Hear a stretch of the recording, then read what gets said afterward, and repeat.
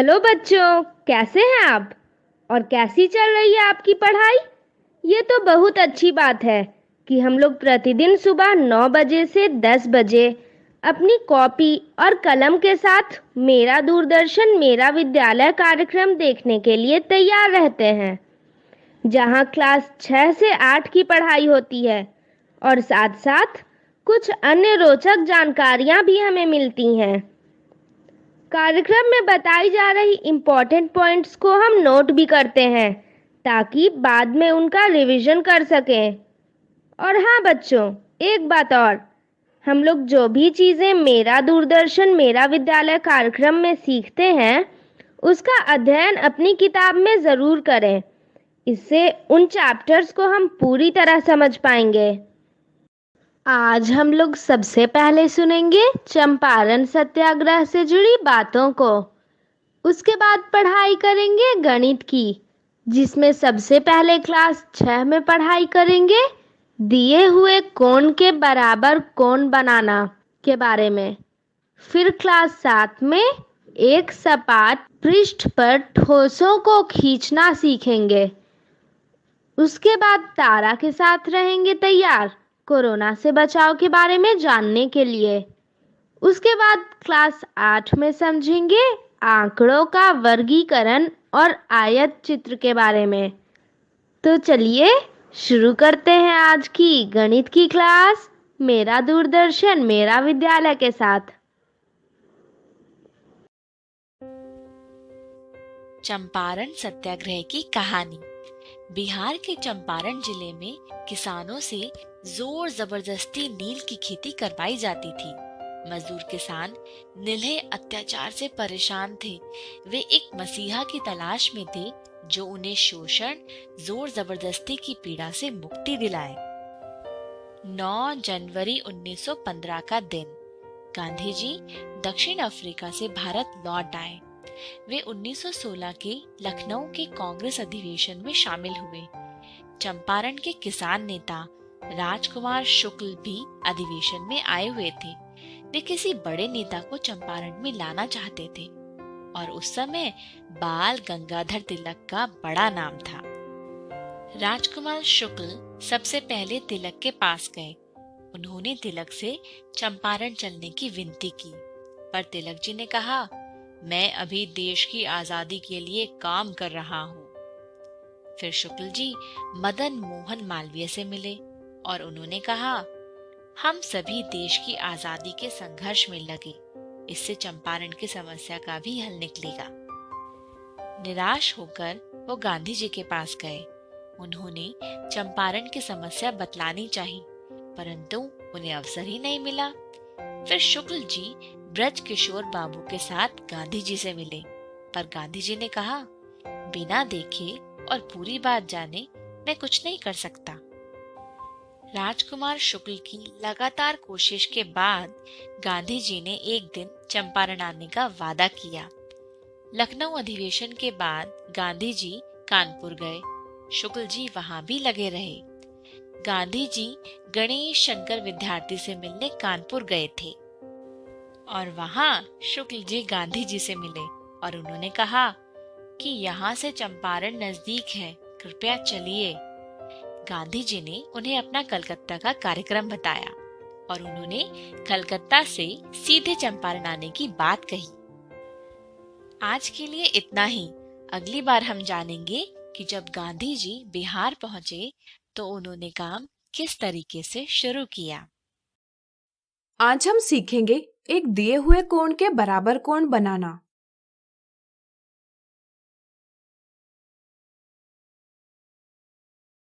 हमने सीखा कि चांदे और प्रकार के प्रयोग से कैसे हम दिए हुए माप का कोण बना सकते हैं। आज हम वह विधि सीखेंगे जिससे हम एक ऐसे कोण के बराबर कोण बना पाएंगे जिसका माप हमें ज्ञात नहीं है। चलिए इसकी विधि समझें। मान लीजिए हमें कोण PQR दिया गया है जिसका माप हमें ज्ञात नहीं। हमें इस कोण के बराबर माप का कोण बनाना है। पहला चरण, कोण बनाने के लिए पहले हम एक किरण ST खींचेंगे। दूसरा चरण, प्रकार को लेकर हम उसका नुकीला सिरा कोण PQR के शीर्ष Q पर रखेंगे। प्रकार को सुविधाजनक दूरी के लिए खोलकर हम एक चाप खींचेंगे जो कोण PQR की भुजाओं यानी आर्म्स को बिंदु E और F पर काटेगा। तीसरा चरण, प्रकार में ली गई दूरी को समान रखकर हम उसका नुकीला सिरा S पर रखेंगे और किरण ST को बिंदु J पर काटता चाप खींचेंगे। चौथा चरण, अब हम प्रकार का नुकीला सिरा बिंदु E पर रखेंगे और प्रकार को E से F तक की दूरी के लिए खोलेंगे। पांचवा चरण, प्रकार की दूरी में बिना कोई बदलाव किए हम उसका नुकीला सिरा बिंदु J पर रखेंगे और पिछले चाप को बिंदु R पर काटता चाप खींचेंगे। छठा चरण, अब हम शीर्ष S और बिंदु R को जोड़ेंगे और किरण SR खींचेंगे। इससे हमें प्राप्त होगा कोण RST जो कि कोण PQR के बराबर है। तो आज हमने सीखा एक दिए हुए कोण के बराबर कोण बनाना।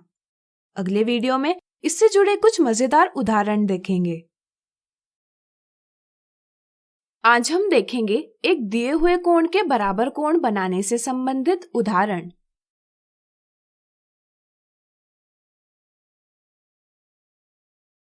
कोण A के बराबर माप का कोण खींचिए। यहाँ हमें कोण A दिया गया है जिसका माप हमें ज्ञात नहीं और हमें इस कोण के बराबर माप का कोण बनाना है। पिछले वीडियो में हमने इसकी विधि सीखी, क्या आपको याद है? सोचिए।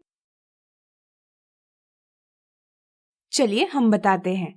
पहला चरण, कोण बनाने के लिए पहले हम एक किरण J के खींचेंगे।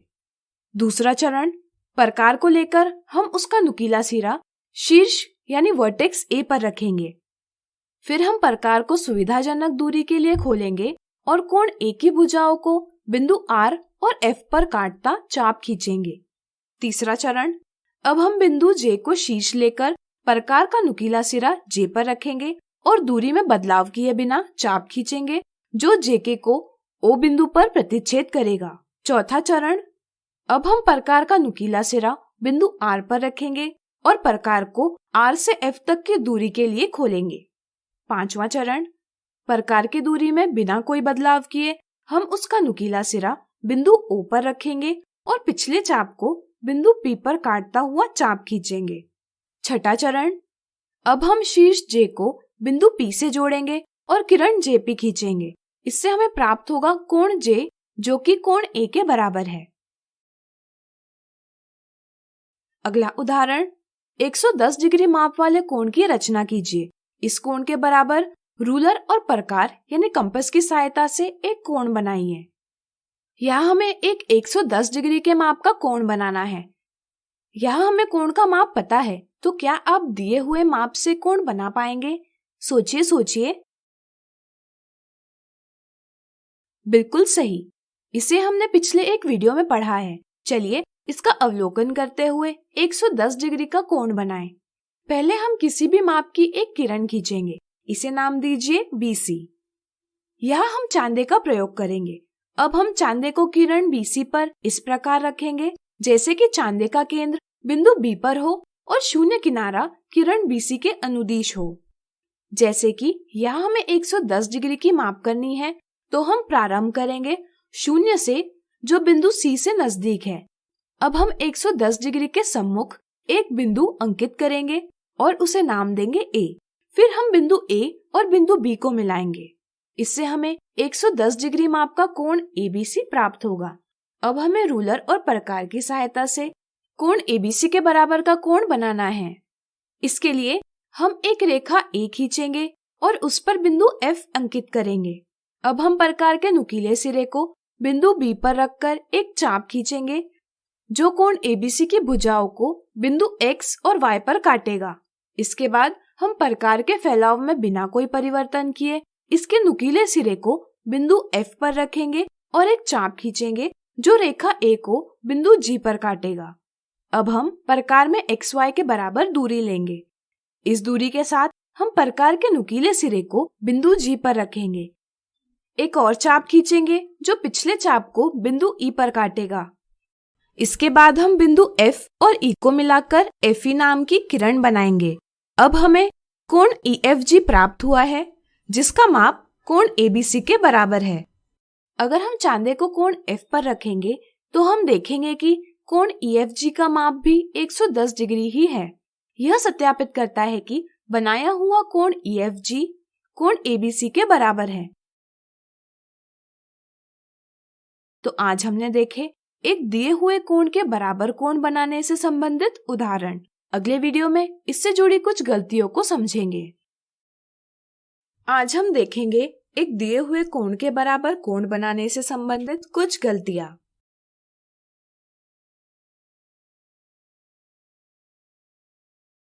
कई बच्चे बड़े आकार का बिंदु बनाते हैं।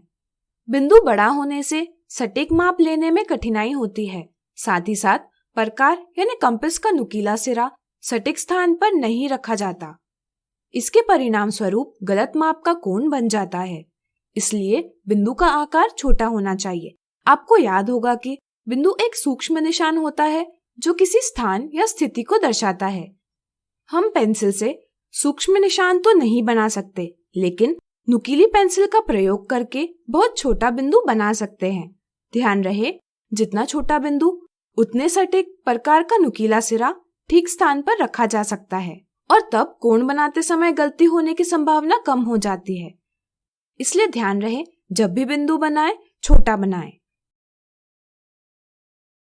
प्रकार के उपयोग संबंधित कुछ महत्वपूर्ण बातों का हमें ध्यान रखना चाहिए, जैसे प्रकार की नुकीली भुजा और पेंसिल वाली भुजा की लंबाई बराबर होनी चाहिए। प्रकार का स्क्रू टाइट होना चाहिए जिससे कि ली गई दूरी में परिवर्तन ना हो।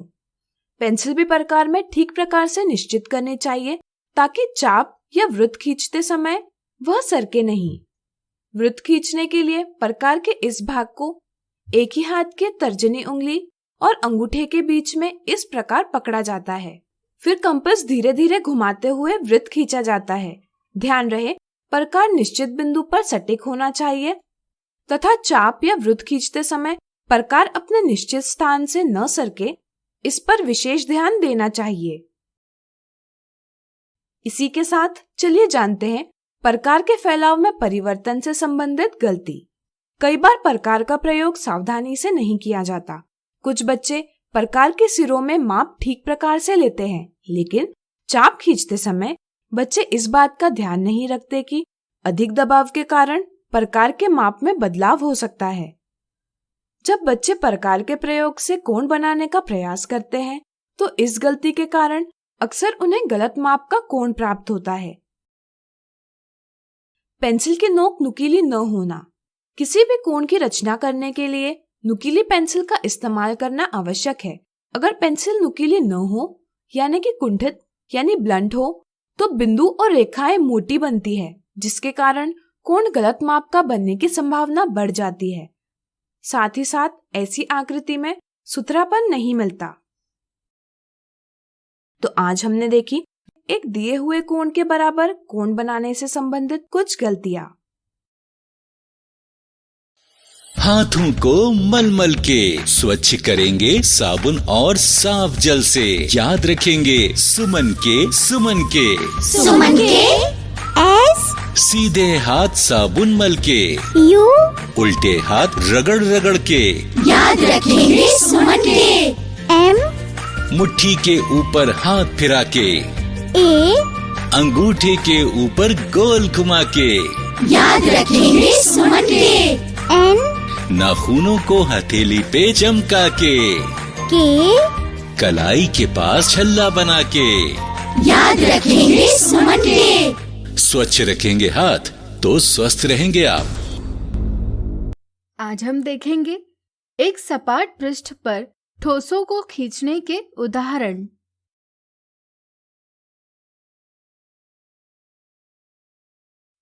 नीचे दर्शाए गए घनाभ यानी क्यूबॉइड का समदूरिक चित्र यानी आइसोमेट्रिक स्केच खींचिए। यदि कागज पर दर्शाए त्रिविमीय आकार यानी 3D शेप के माप समानुपाती हो तो ऐसा चित्र एक समदूरिक चित्र कहलाता है। अब हम दी हुई मापों के अनुसार समदूरिक चित्र खींचेंगे। समदूरिक चित्र खींचने के लिए हम समदूरिक शीट यानी आइसोमेट्रिक शीट लेंगे। चरण 1 सबसे पहले हम समदूरिक शीट पर 5 इकाई लंबाई और 4 इकाई चौड़ाई का आयत यानी रेक्टेंगल खींचेंगे। चरण 2, आयत के चारों कोनों से 3 इकाई लंबाई वाले 4 रेखाखंड इस प्रकार खींचेंगे। बिंदुकित रेखा से हम छिपे हुए किनारों यानी एजेस को दर्शाते हैं। चरण 3, अब हम रेखाखंडों के अंतिम बिंदुओं को इस प्रकार जोड़ेंगे कि हमें आकृति के सामने के आयत से हूबहू मिलता पीछे का भाग मिले। चरण 4, इस प्रकार हमने दिए माप का समदूरिक चित्र खींच लिया है। हम समदूरिक चित्र अलग अलग प्रकार से खींच सकते हैं। चलिए अलग प्रकार से इसी घनाभ का समदूरिक चित्र खींचे। चरण 1, सबसे पहले हम समदूरिक शीट पर 4 इकाई लंबाई और 3 इकाई चौड़ाई का आयत खींचेंगे। चरण 2, आयत के चारों कोनों से 5 इकाई लंबाई वाले 4 रेखाखंड इस प्रकार खींचेंगे। चरण 3, अब हम रेखाखंडों के अंतिम बिंदुओं को इस प्रकार जोड़ेंगे कि हमें आकृति के सामने के आयत से हूबहू मिलता पीछे का भाग मिले। चरण 4, इस प्रकार हमने दिए माप का समदूरिक चित्र खींच लिया है। अगला उदाहरण, 3 इकाई किनारे वाले 3 घनों यानी क्यूब्स को परस्पर सटाकर रखते हुए प्राप्त घनाभ का एक समदूरिक चित्र खींचिए। 3 इकाई किनारे वाले 3 घनों को परस्पर सटाया गया है, यानी कि तीनों घनों के फलक एक दूसरे के साथ मिलाए गए हैं। घनाभ की रचना करने के लिए पहले हम एक घन खींचेंगे। चरण 1, सबसे पहले हम समदूरिक शीट पर 3 इकाई के माप का वर्ग यानी स्क्वायर खींचेंगे। यह वर्ग घन के सामने वाले फलक यानी फेस को दर्शाता है। चरण 2, हमें ज्ञात है कि घन के सभी किनारे बराबर होते हैं, इसलिए हम अब वर्ग के चारों कोनों से 3 इकाई की लंबाई के 4 रेखाखंड खींचेंगे। चरण 3, अब हम सुमेलित कोनों को उपयुक्त रेखाखंडों से जोड़ेंगे। यह वर्ग घन के सामने के फलक का सम्मुख यानी अपोजिट फलक दर्शाता है। अब हमने घन के समदूरिक चित्र का निर्माण किया है। चरण 4, अब हम पहले घन का दाईं ओर का फलक और दूसरे घन का बाईं ओर का फलक उभयनिष्ठ यानी कॉमन रखेंगे और फिर से 3 इकाई का घन खींचेंगे। चरण 5, इसी प्रकार हम दूसरे घन का दाईं ओर का फलक और तीसरे घन का बाईं ओर का फलक उभयनिष्ठ रखेंगे और फिर से 3 इकाई का घन खींचेंगे। इस प्रकार हमने घनाभ के समदूरिक चित्र की रचना कर ली है। अगला उदाहरण, दर्शाए गए समदूरिक चित्र से तिर्यक चित्र यानी ऑब्लिक स्केच खींचिए। तिर्यक चित्र खींचने के लिए हम वर्गांकित कागज का प्रयोग करेंगे। चरण 1, सबसे पहले हम वर्गांकित कागज पर सामने का फलक खींचेंगे। यह हम इस प्रकार करेंगे। चरण 2, अब हम सामने के फलक का सम्मुख फलक खींचेंगे। यह फलक हम इस प्रकार खींचेंगे कि उसका माप सामने के फलक के बराबर हो, लेकिन वह सामने के फलक की तुलना में कुछ खिसका हुआ हो। चरण 3, इसके बाद हम दोनों फलकों के संगत कोनों यानी करस्पॉन्डिंग कॉर्नर्स को जोड़ेंगे। चरण 4, अब हम छिपे हुए किनारों को बिंदुकित रेखा से दर्शाएंगे। यहाँ हमने दर्शाए गए समदूरिक चित्र से तिर्यक चित्र खींच लिया है। तो आज हमने देखे एक सपाट पृष्ठ पर ठोसों को खींचने के उदाहरण। अगले वीडियो में देखेंगे इनसे जुड़ी कुछ मिथ्या धारणाएं। आज हम देखेंगे एक सपाट पृष्ठ पर ठोसों को खींचने से संबंधित कुछ मिथ्या धारणाएं।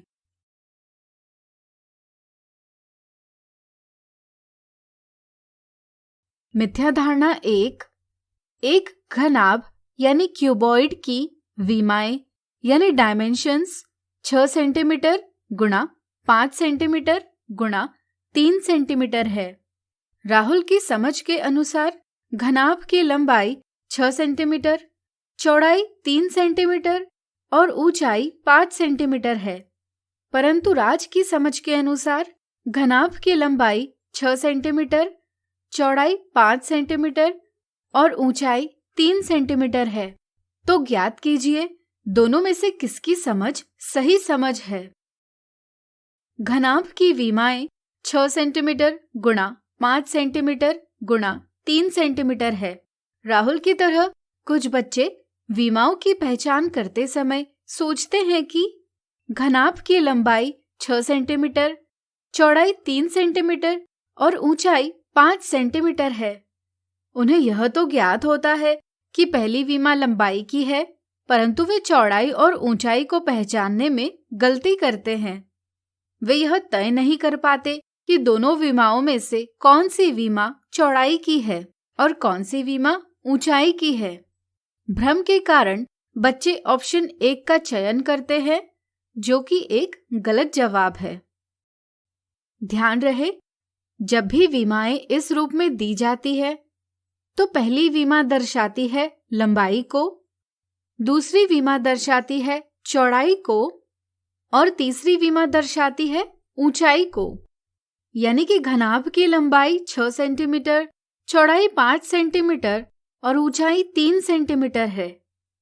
इसलिए राज को विमाओं की सही समझ है, यानी कि ऑप्शन 2 सही जवाब है। मिथ्या धारणा 2, नीचे दर्शाए कथनों में से कौन सा कथन सही है। कुछ बच्चों को समदूरिक चित्र और तिर्यक चित्र की समझ में भ्रम यानी कंफ्यूजन होता है। वे सोचते हैं कि तिर्यक चित्र में माप समानुपाती होते हैं, इस कारण वे ऑप्शन 2 जवाब देते हैं, जो कि एक गलत जवाब है। ध्यान रहे, तिर्यक चित्र में माप समानुपाती नहीं होते, समदूरिक चित्र में माप समानुपाती होते हैं। इसलिए सही जवाब है ऑप्शन 1। तो आज हमने देखी एक सपाट पृष्ठ पर ठोसों को खींचने से संबंधित कुछ मिथ्या धारणाएं।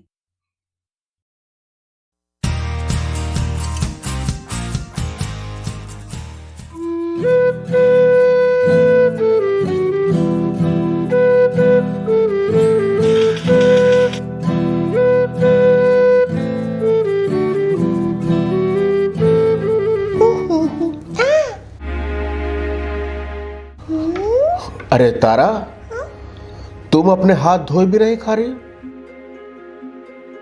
तुमने कितनी सारी गंदी चीजें छुई हैं और गंदे हाथों से क्या होता है मैंने बताया था ना। हाँ, मैं तो भूल ही गई थी। सॉरी अब्बा। हाँ दोस्तों, कोरोना और दूसरे वायरस और कीटाणु हमारे शरीर में गंदे हाथों से आ सकते हैं। इससे बचने के लिए अपने हाथ बार बार धोने चाहिए। और हाथ कैसे धोने चाहिए? साबुन और साफ पानी से। और जब जब तुम हाथ धोना ये गाना गाना। हाथों को धोना है, हाथों को धोना है, क्योंकि कोरोना है, क्योंकि कोरोना है। हाथों को धोना है, हाथों को धोना है, हर बार कम से कम 40 सेकंड तक हाथों को धोना है, हाथों को धोना है। पानी का नल खोले, हाथों को भिगाए, नल को बंद कर दे, फिर साबुन लगाए, हथेलियों को रगड़े, फिर पीछे भी रगड़े, उंगलियों के बीच में गांठों को हथेली से, अंगूठे को रगड़े, नाखूनों को रगड़े। अब नल खोले, नल और हाथ धो ले, नल को बंद कर दे और हाथों को सुखा ले, इससे हाथ भी साफ होगा और पानी भी बचेगा।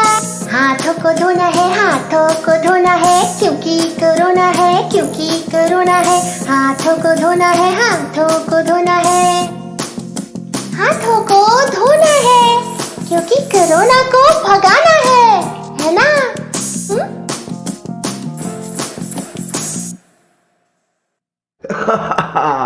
बहुत अच्छा गाना था तारा, बहुत अच्छा। थैंक यू अप्पा। अब बताओ कब कब हाथ धोना है तारा?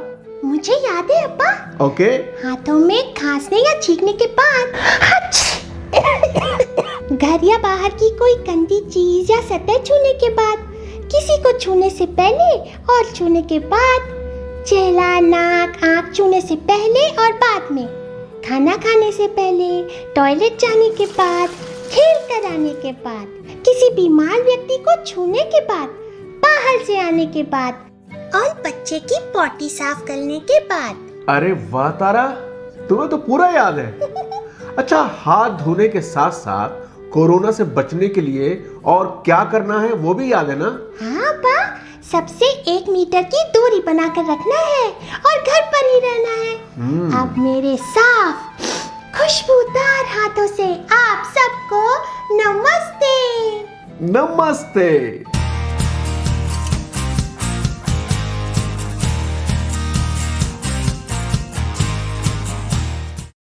आज हम सीखेंगे आंकड़ों का वर्गीकरण और आयत चित्र।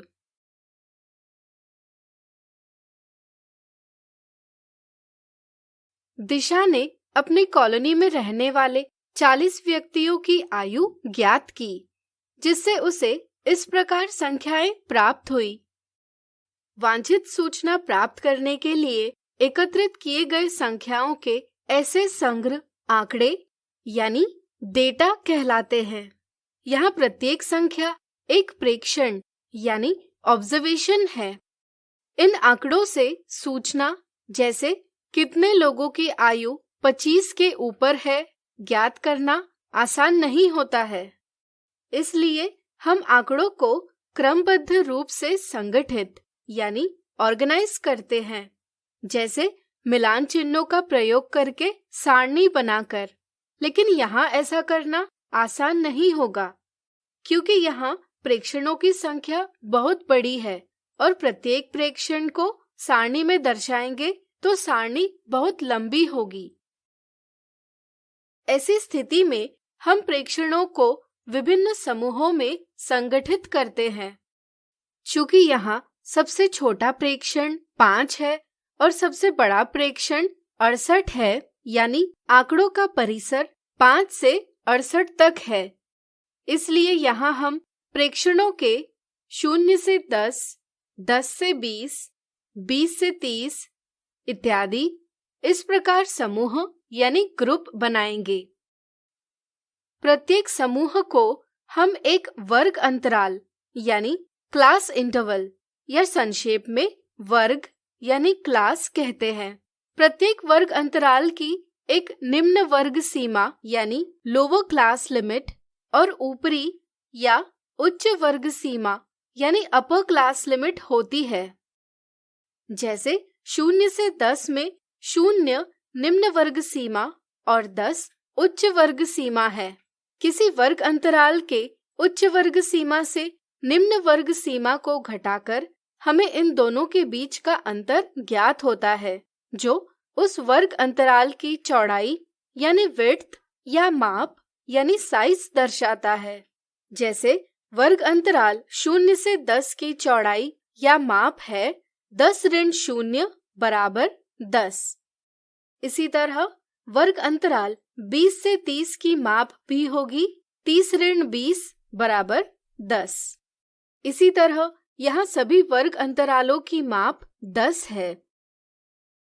अब हम संख्याओं को मिलान चिन्हों का प्रयोग करके सारणी में प्रस्तुत करते जाएंगे। यहाँ प्रेक्षण 5 वर्ग अंतराल 0 से 10 में सम्मिलित है, इसलिए हम 0 से 10 की पंक्ति में एक मिलान चिन्ह बनाकर इसे सारणी में प्रस्तुत करेंगे। अब चलिए प्रेक्षण 10 की बात करते हैं। हम देखते हैं कि 10 वर्ग अंतराल 0 से 10 और 10 से 20 दोनों में सम्मिलित है, लेकिन एक प्रेक्षण केवल एक ही वर्ग अंतराल में सम्मिलित हो सकता है।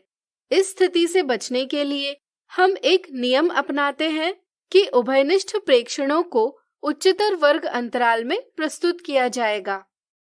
जैसे यहाँ हम 10 को उच्चतर वर्ग अंतराल 10 से 20 में सम्मिलित करेंगे और इसके लिए मिलान चिन्ह बनाएंगे। तो बताइए, प्रेक्षण 40 कौन से वर्ग अंतराल में सम्मिलित होगा? सोचिए सोचिए।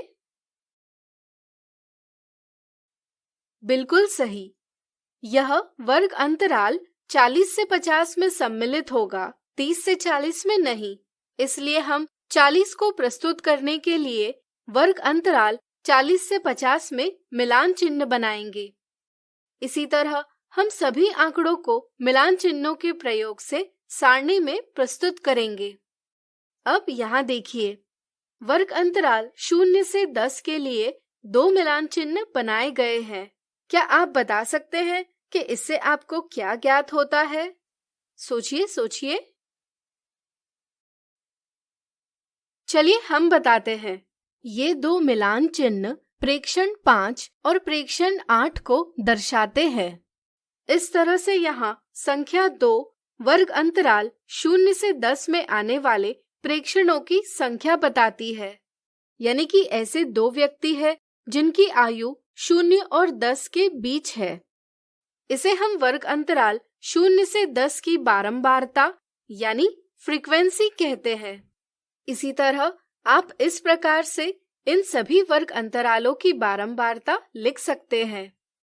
आप देख सकते हैं कि सभी वर्ग अंतरालों की बारंबारता का योग 40 है, जो कि प्रेक्षणों की संख्या के बराबर है। इस प्रकार यह सारणी पूर्ण हुई। यह एक बारंबारता बंटन सारणी यानी फ्रीक्वेंसी डिस्ट्रीब्यूशन टेबल है। चूंकि हमने प्रस्तुत आंकड़ों को वर्गीकृत किया है, इसलिए अब इन्हें हम वर्गीकृत आंकड़े यानी ग्रुप्ड डेटा कहते हैं और प्राप्त बंटन को एक वर्गीकृत बारंबारता बंटन यानी ग्रुप्ड फ्रीक्वेंसी डिस्ट्रीब्यूशन कहते हैं।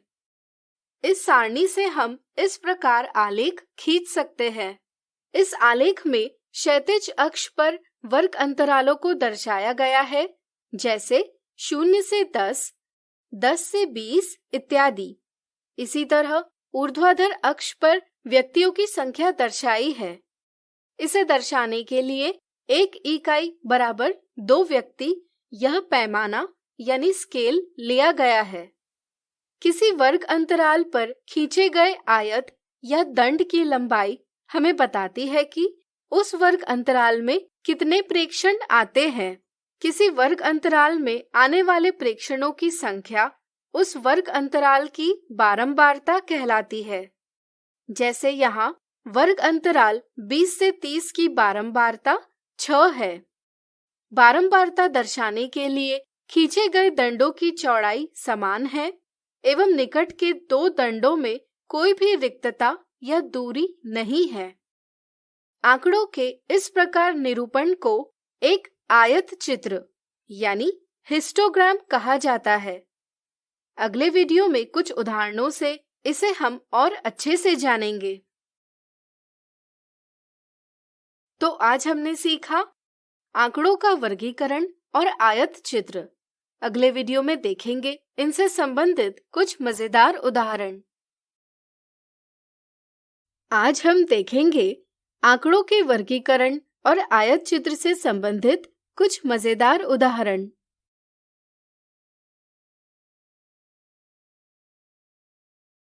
नृत्य प्रतियोगिता में 38 प्रतियोगियों का 50 में से स्कोर निम्नलिखित है।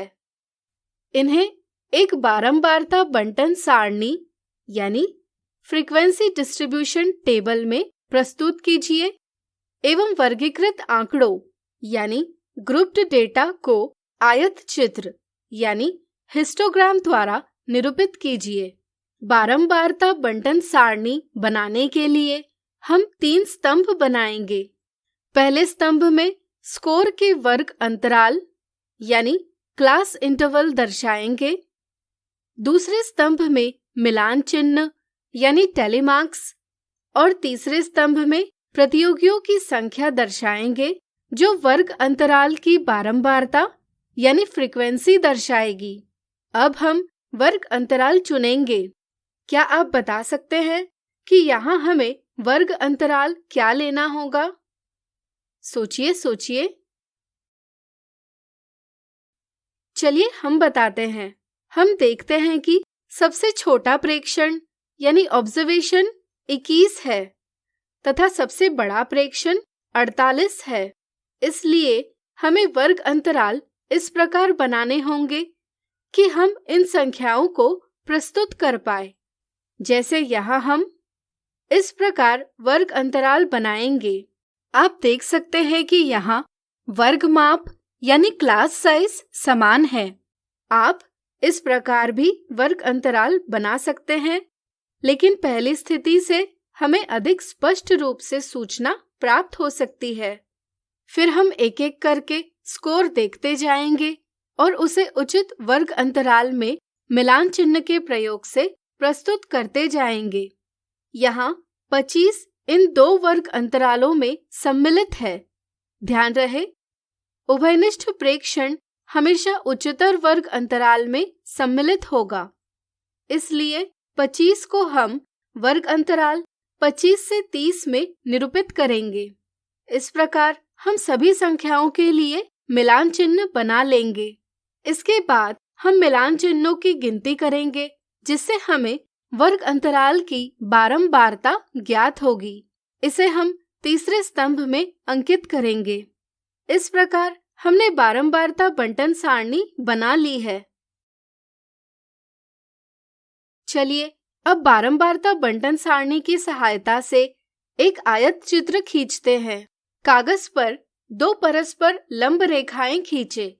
क्षैतिज रेखा x अक्ष और ऊर्ध्वाधर रेखा y अक्ष है। हम x अक्ष पर स्कोर दर्शाएंगे। यहाँ हम इस प्रकार निकुंज यानी किंक का चिन्ह बनाकर यह दर्शाते हैं कि हम 0 से 20 तक की संख्याएं नहीं दर्शा रहे हैं। यहाँ प्रत्येक वर्ग अंतराल के उच्च वर्ग सीमा यानी अपर क्लास लिमिट और निम्न वर्ग सीमा यानी लोअर क्लास लिमिट में अंतर यानी कि प्रत्येक वर्ग अंतराल की चौड़ाई यानी विड्थ या माप यानी साइज समान है। इसलिए हम क्षैतिज अक्ष पर समान दूरी रखते हुए वर्ग अंतराल अंकित करेंगे। इसी प्रकार हम 1 इकाई बराबर 2 प्रतियोगी पैमाना लेकर y अक्ष पर बारंबारता यानी प्रतियोगियों की संख्या दर्शाएंगे। बारंबारता बंटन सारणी में सबसे बड़ी बारंबारता 10 है। इसलिए हम y अक्ष पर प्रतियोगियों की संख्या इससे 1 इकाई अधिक यानी कि 12 पर समाप्त कर सकते हैं। अब हम प्रत्येक वर्ग अंतराल की बारंबारता दंडों की लंबाई के रूप में दर्शाएंगे। जैसे वर्ग अंतराल 20 से 25 की बारंबारता दर्शाने के लिए एक दंड खींचेंगे, जिसकी लंबाई से 7 प्रतियोगियों को निरूपित करेंगे। इसी तरह हम सभी वर्ग अंतरालों की बारंबारता दर्शाएंगे। ध्यान रहे, दंडों की चौड़ाई हम समान रखेंगे तथा दंडों के बीच कोई भी दूरी नहीं रखेंगे। इससे हमें आयत चित्र प्राप्त होगा। अगला उदाहरण, दर्शाए गए आयत चित्र को पढ़कर ज्ञात कीजिए। यह आयत चित्र क्या सूचना प्रदर्शित करता है? दर्शाए गए आयत चित्र में कक्षा 8वीं के कितने विद्यार्थी कितने घंटे पढ़ाई में व्यतीत करते हैं, यह दर्शाया गया है। 4 या 4 से अधिक घंटे पढ़ाई करने वाले विद्यार्थियों की संख्या ज्ञात कीजिए। यहाँ 2 वर्ग अंतराल 4 से 6 और 6 से 8 उन विद्यार्थियों की संख्या निरूपित करते हैं जो 4 घंटों से अधिक घंटे पढ़ाई करते हैं। वर्ग अंतराल 4 से 6 और इसकी लंबाई को देखकर पता चलता है कि ऐसे 20 विद्यार्थी हैं जो 4 या इससे अधिक लेकिन 6 से कम घंटे पढ़ाई करते हैं। इसी तरह वर्ग अंतराल 6 से 8 और इसकी लंबाई से पता चलता है कि ऐसे 5 विद्यार्थी हैं जो 6 या इससे अधिक लेकिन 8 से कम घंटे पढ़ाई करते हैं। इस तरह से 4 या 4 से अधिक घंटे पढ़ाई करने वाले विद्यार्थियों की संख्या 20 धन 5 बराबर 25 है। तो आज हमने आंकड़ों के वर्गीकरण और आयत चित्र से संबंधित कुछ उदाहरण देखे। अगले वीडियो में हम इनसे जुड़ी मिथ्या धारणा और साधारण गलतियां देखेंगे। नमस्कार, आप सभी लोगों का भारतीय रिजर्व बैंक पटना की ओर से हार्दिक स्वागत है। आप लोगों की अनुमति लेकर आज मैं आप सभी लोगों को भारतीय रिजर्व बैंक के साथ पहचान करवाता हूं। भारतीय रिजर्व बैंक की स्थापना भारतीय रिजर्व बैंक अधिनियम 1934 के प्रावधानों के अनुसार 1 अप्रैल 1935 को हुई। रिजर्व बैंक का केंद्रीय कार्यालय प्रारंभ में कोलकाता में स्थापित किया गया था, जिसे 1937 में स्थायी रूप से मुंबई में स्थानांतरित किया गया। केंद्रीय कार्यालय वह कार्यालय है जहां गवर्नर बैठते हैं और जहां नीतियां निर्धारित की जाती हैं। 1949 में राष्ट्रीयकरण के बाद से इस पर भारत सरकार का पूर्ण स्वामित्व है।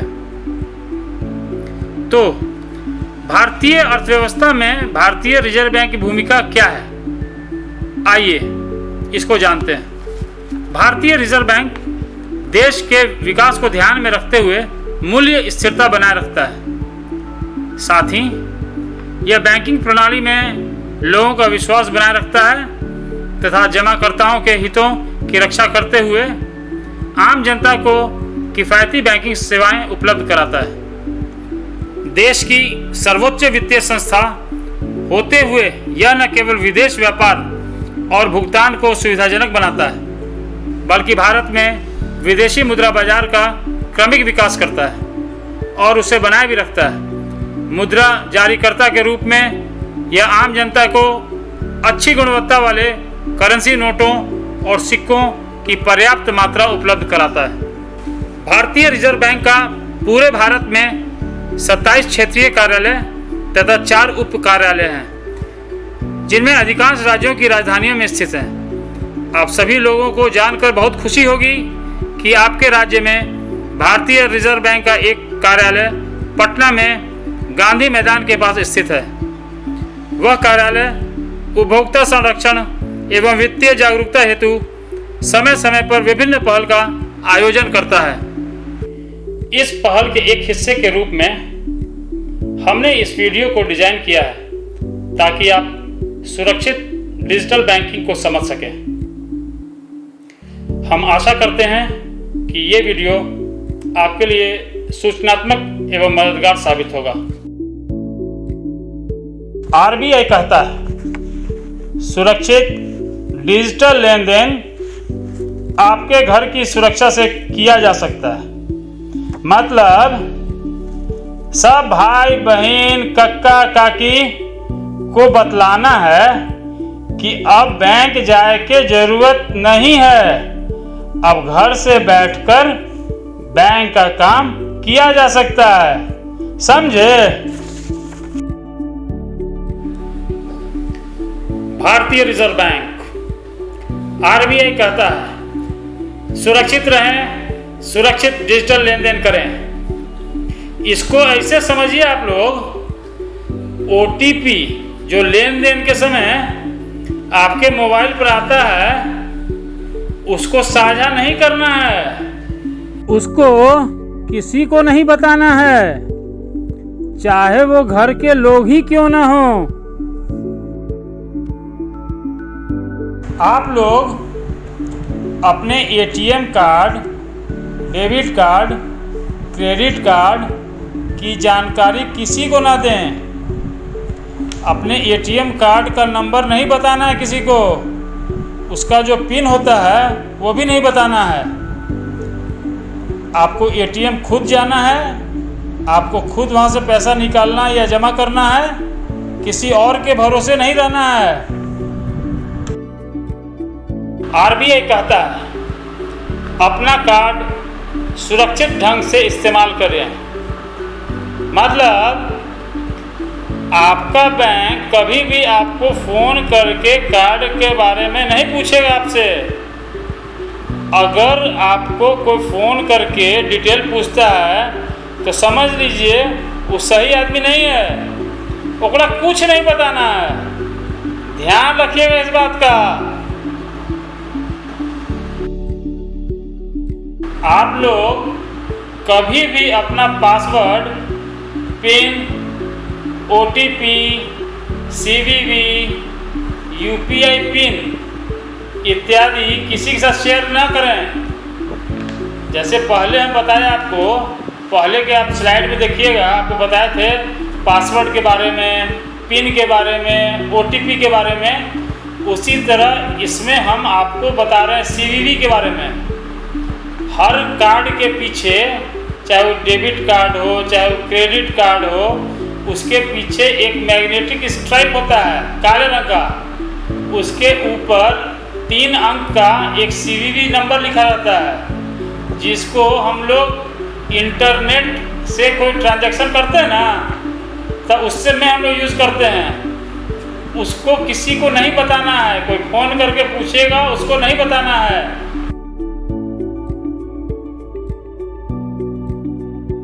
ऑनलाइन लेन देन के समय धोखाधड़ी होने पर तुरंत अपने बैंक को सूचित करें। इसका मतलब है कि आपको लेन देन में चौकन्ना रहना है। अगर फिर भी कोई धोखाधड़ी होता है तो तुरंत अपने बैंक में या बैंकिंग लोकपाल भारतीय रिजर्व बैंक पटना में लिखित शिकायत दर्ज करें।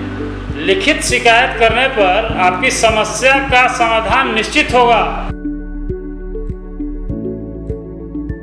ऑनलाइन बैंकिंग के लिए केवल सत्यापित, सुरक्षित और विश्वसनीय वेबसाइट और ऐप का ही इस्तेमाल करें। आप सभी लोग इंटरनेट बैंकिंग या मोबाइल बैंकिंग का इस्तेमाल जरूर करें। इसके लिए ध्यान रखना है कि ऐप का चुनाव सही हो। इसमें किसी से गुमराह नहीं होना है। RBI कहता है सुरक्षित डिजिटल लेन देन की शुरुआत होती है आपसे। डिजिटल लेन देन के समय क्या करना है और क्या नहीं करना है, इसका ध्यान जरूर रखना है। आप सभी लोगों को हमेशा सतर्क रहना है और दूसरों को भी सतर्क रहने की सलाह देनी है। डिजिटल भुगतान करें, सुरक्षित रहें। हम लोग सभी लोग को डिजिटल बनना है, डिजिटल का लाभ उठाना है, लेकिन साथ में सुरक्षित भी रहना है। हमेशा सतर्क रहें। आप सभी भाई बहन से एक और आग्रह है कि दूसरे लोगों के भी प्रेरित करना है कि वो डिजिटल लेन देन अपनाएं। बस, धन्यवाद। तो आशा करती हूँ बच्चों, आज के एपिसोड में आपने जरूर कुछ नया सीखा होगा। आप अपने विचार हमें स्क्रीन पर दिए गए व्हाट्सएप नंबर 9431043527 या ईमेल आईडी bepcddprogram@gmail.com पर भेज सकते हैं।